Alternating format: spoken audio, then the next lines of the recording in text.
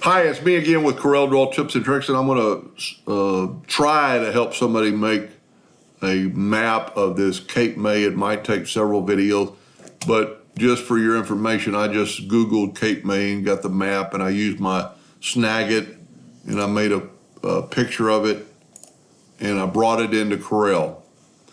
And you can do that with multiple things inside of Windows.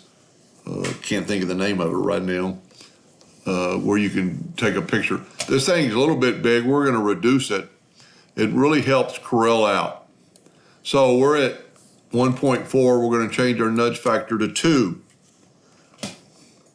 Then we're going to take our map and we're going to convert it to a bitmap, and where we're going to resample it. And it's already, because we've made it small, it's already above 300, which is good.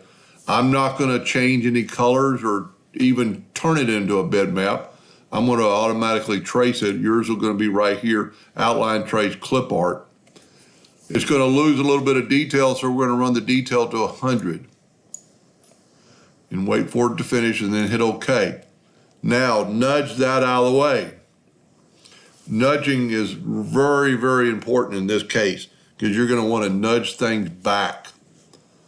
Then we're going to go to Object and Group and Ungroup. And we're going to take all this water and delete. Delete. Delete. Delete all the water. What that's doing is giving us a good vector line.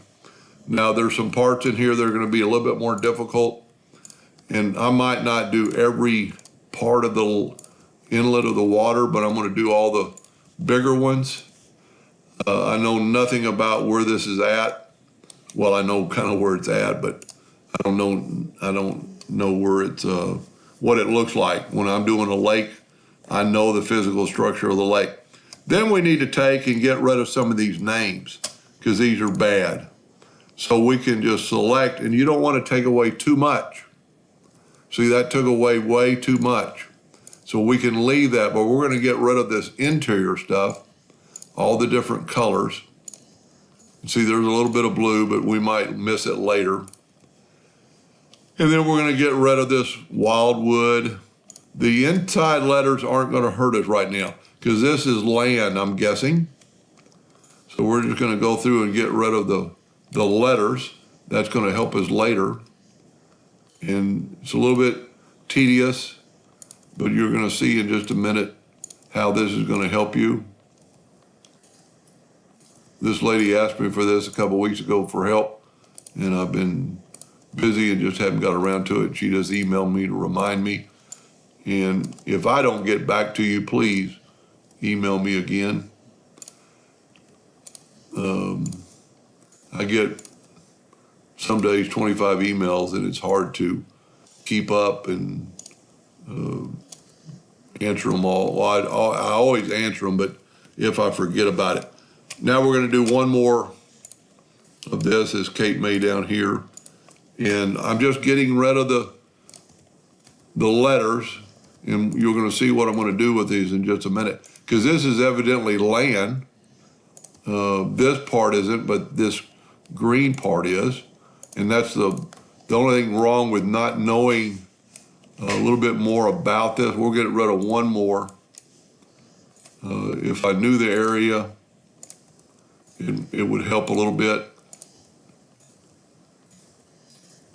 And that's pretty good. So we're going to look at this, and we're pretty complete all the way around.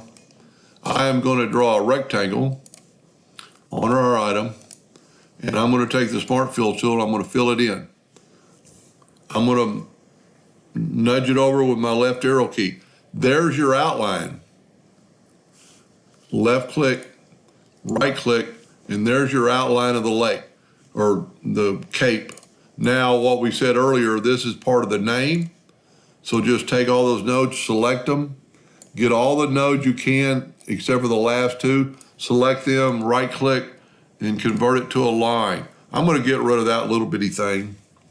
Don't know what it is. So you're going to look at some things that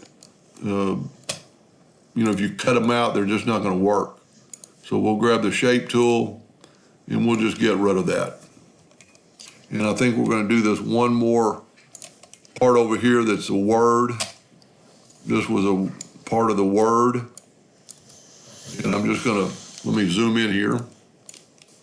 And I'm going to select that, hold down the shift key, select that, right click and turn it into a line. What that does, it does it just what I just did.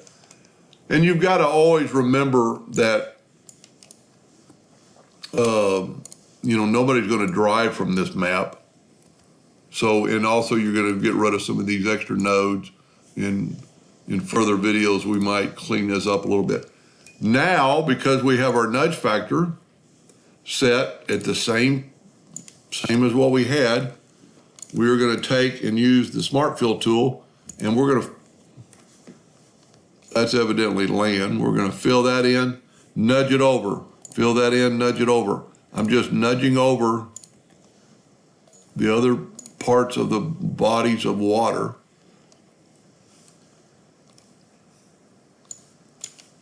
And that looks pretty good. Now what we can do, we can select all this and left click, no fill. Right click, outline. I'm going to make them red just so the water kind of stands out.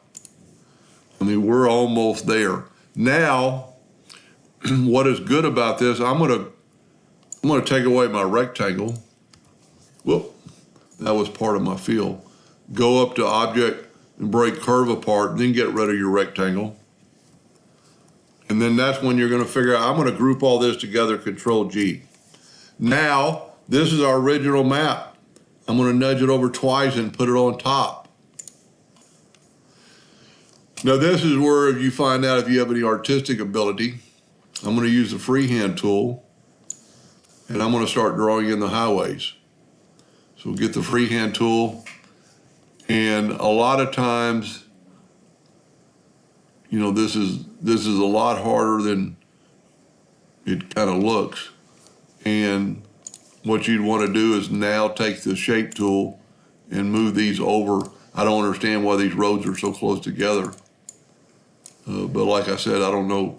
I know nothing of this area. And then you would just put this on top of the real road. Let's move that over a little bit. And now, let's just remember 2 inches, and let's set our nudge factor on 0.02. That's going to help us when we want to nudge this node over just a little bit. You can actually nudge things, nudge. So that looks pretty good. We're actually going to make it black, and then we're going to go to the pen tool, and we're going to make it thicker. Now, this is somebody else's deal, and it's in millimeters. That's too thick, so let's go to 2.5. Scale with object, very important in this fact. Then just draw the other roads. This might just take one video. And start freehanding, try to get them as close as you can. And I don't see these other white lines, I don't know what they are. And then change it to black and maybe make it a little bit thicker too, but you're gonna wanna, and like I said, nobody's gonna drive by this, nobody's gonna care if the roads are a little bit off. You can use your handles and make it a little more perfect. Then you would just take some text, make it quite a bit smaller. We can always make it smaller, but beaver, swamp, fish, and I don't even know if she's going to want this in there.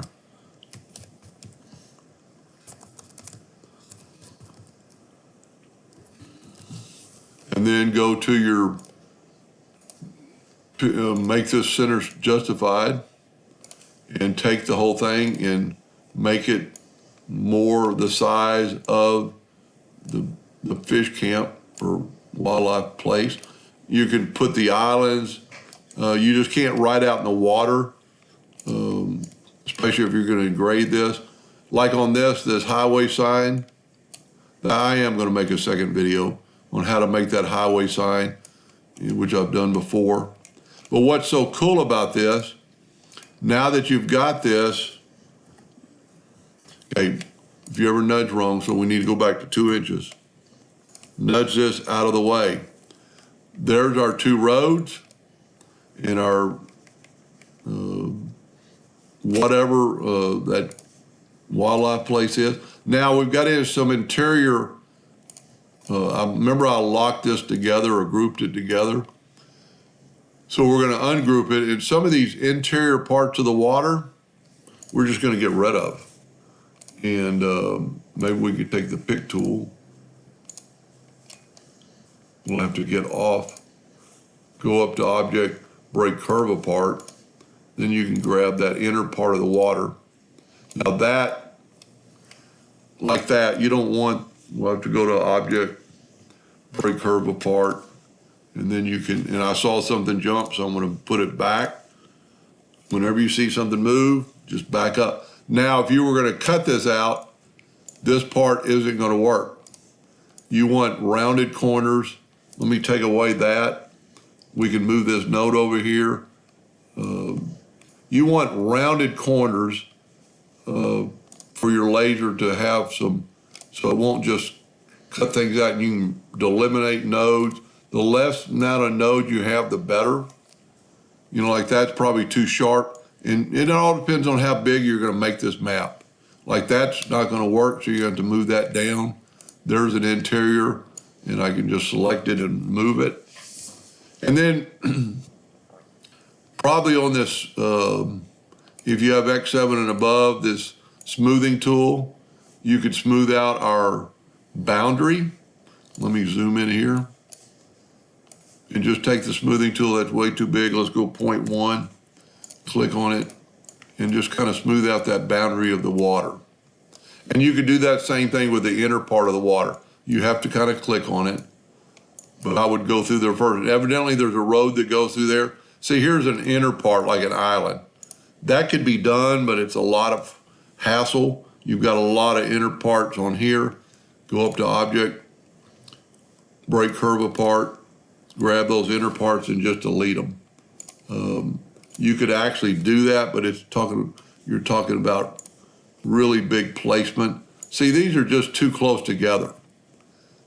So take your shape tool and just start moving some nodes around and deleting nodes and get these things further apart, because when you cut this out, and you'd also want to test this, and this depends on how big this is going to be. I mean, if it's, you know, humongous, then this is going to work. If it's a little bitty map, it's not going to work. Like that's too close to that. So just take it, that's going to fall out if you don't do that. Then you have a twisted node again, and just play with it. And do some test piece. You know, you could actually take this piece and test it out and on a scrap piece of wood. Like this is really busy right in here. I would take all these nodes out, and nobody's going to question, well, I live over there and it doesn't look like that. Well, it's a custom map, doesn't have to be perfect. So you'd have to definitely do some testing on this, because you want these pieces further apart or the laser is going to burn them away. And then go back to the smoothing tool, and you'd want to go all the way around with your, see how much more smooth it is, and that's what you want. All right, let's stay tuned for part 2, and we'll draw some road maps. Hope that helped a little bit. Thank you for watching.